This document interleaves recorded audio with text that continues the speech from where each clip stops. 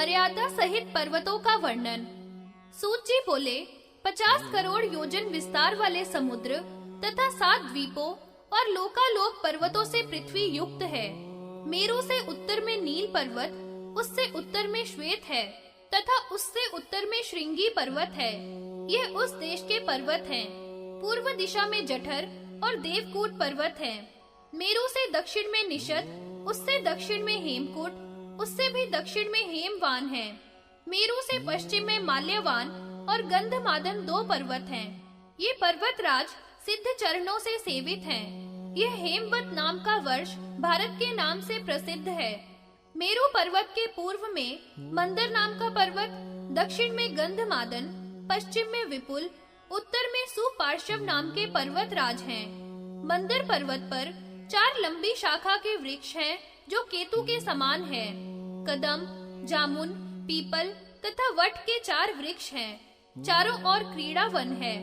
पूर्व में चैत्र रथ, दक्षिण में गंधमादन, पश्चिम में वैभराज, उत्तर में सवितुर वन है।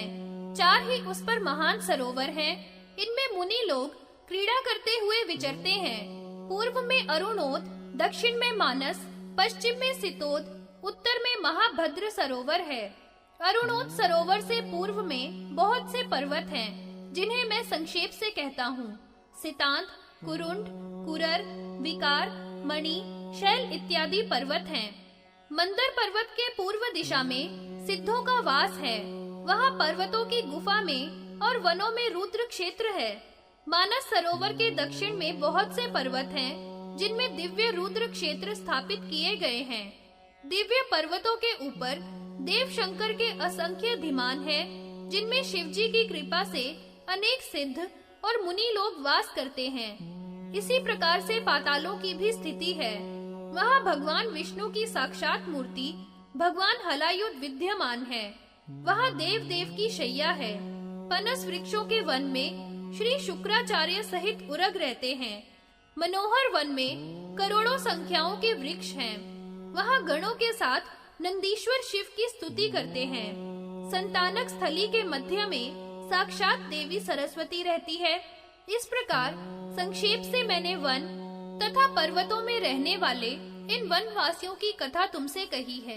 इनका वर्णन विस्तार से मैं नहीं कह सकता। भगवान की रचना से देशों का वर्णन।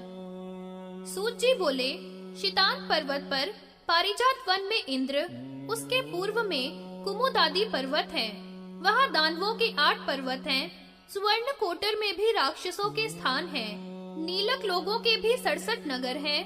नील पर्वत पर भी 15 नगर हैं।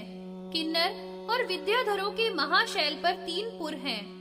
बैकुंठ में श्रीमान गरुड़, करंज में नील लोहित और वसुधार में वसुओं का निवास स्थान है। रत्न घाट पर सप्त ऋषियों के 7 स्थान हैं।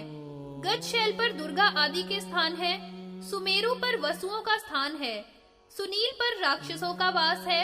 पंचकूट पर 5 करोड़ नगर हैं। शत श्रृंग पर यक्षों के 100 पुर हैं। श्वेतोदर पर सुपर्ण का स्थान, पिशाचक पर कुबेर का तथा कुमुद पर किन्नरों का, सहस्त्र शिखर शैल पर दैत्यों का निवास रहता है। मुकुट पर पन्नगों का, पुष्प केतु पर मुनीश्वरों का वास है। तक्षक शैल पर 4 स्थान हैं, जहाँ पर ब्रह्मा, इंद्र, विष्णु तथा रुद्र का तथा गुह, सुमेर तथा सोम भी स्थान बनाकर रहते हैं। श्रीकंठ की पर्वत गुहा में उमा सहित शंकर निवास करते हैं। श्रीकंठ के अधिकारी देवेश्वर शंकर ही हैं।